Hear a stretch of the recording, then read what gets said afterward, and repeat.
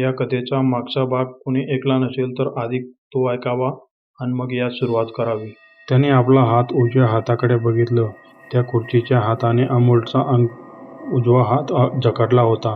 एखाद्या वेलीप्रमाणे या खुर्चीतून काळ्या वेली बाहेर येऊन अमोलच्या हातात एखाद्या इंजेक्शनसारख्या घुसून त्याचं रक्त शोषित होत्या. तो रोज हाच प्रकार होत होता.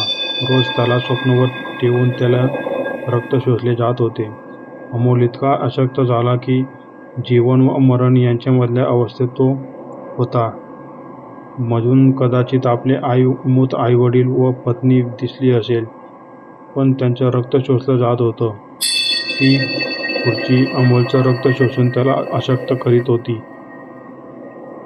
त्याचे डोळे जळजळ होते ते. कधी बाजूला त्याचे कुटुंब, कधी दुसऱ्या बाजूला ते जे काही होत होतं ते. लाल डोळ्यांचा काळाकुट्ट 8 फूट उंच त्याचे हात जमिनीला टेकले होते. थोडं अशक्त वाटत होतं म्हणून तर एखाद्या दुराप्रमाणे आकार बदलत होता. त्याने आपला काळा जबडा उघडला होता. त्या जिवंत खुर्चीने एकदाचा अमोलचा जीव घेतला की त्याची आत्मा खाणारा तो जबडा आ वासून उभा होता. पण अमोल भानावर आल्याने ती काळी शक्ती बेचैन झाली होती. खुर्चीची पकड मजबूत होती. "अहो, तुम्ही हार मानू नका. तुम्ही लढा याच्याशी. यानेच तुमचं कुटुंब दूर केलं तुमच्यापासून. बाळा, तू जगायला पाहिजेस. माझा पोरगा हार मानणार नाही. तू जर याच्याकडे गेलास तर तुझ्या या बापाच्या आत्म्याला कधीच शांती मिळणार नाही." धूसर आकृतीतून येणारा तो बायकोचा आणि बाबांचा आवाज आणि उजवीकडून त्याला न्यायला आलेल्या काळ्या शक्तीचा आवाज. अमोलचे रक्त शोषले जात होते. अखेर त्याने अंगातला सगळा जीव एकवटला. एका खुर्चीने त्याचा उजवा हात घट्ट पकडला होता. अंगातील सगळे बळ एकवटून त्याने ती खुर्ची ओढायला सुरुवात केली. बाबांच्या आवाजाने तो पुरता भानावर आला. कित्येक दिवसांचे संमोहन आज तुटले होते. ओढून ओढून धडपडत त्याने ती खुर्ची बाजूच्या रूममध्ये आणली. त्याची लॅब होती. तिथे तो छोटे मोठे प्रयोग करायचा. तिथले सर्जन ब्लेड घेऊन त्याने काळ्या वेली तोडायला सुरुवात केली. पण रक्ताच्या आभाळाने त्या वेली दगडासारख्या घट्ट आवळून बसल्या होत्या.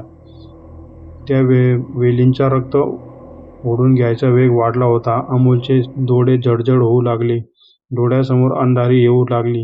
प्रयत्न कमी पडत होते. ती शक्ती आता आपल्या काळ्या दातांचा लांब जबडा काढून ती तळतळत्या हाताने अमोलच्या बाजूच्या टेबलावर एक बॉटलचे झाकण उघडले आणि हाताने ती बॉटल आपल्या तोंडाला लावली. विष होतं ते. एका टेस्टिंगच्या वेळी चुकीने बनवलं गेलेलं जालिम विष.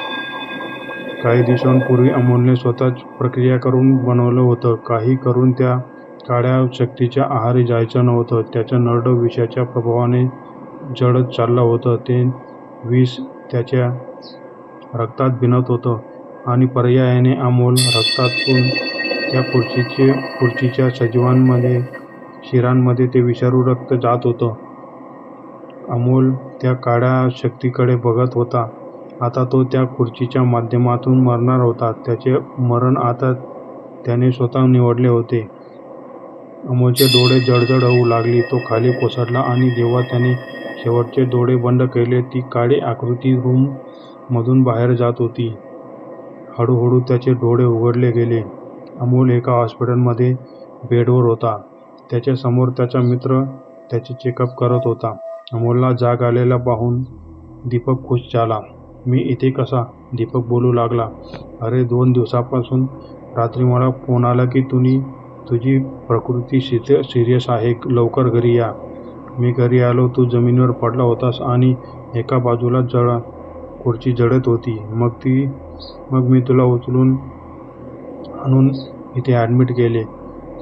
पण तो आवाज थोडा परिचित वाटला होता. पण सोड. काय झालं होतं तुझ्याबरोबर? आणि साल्या काय अवस्था करून घेतली आहेस ही स्वतःची?"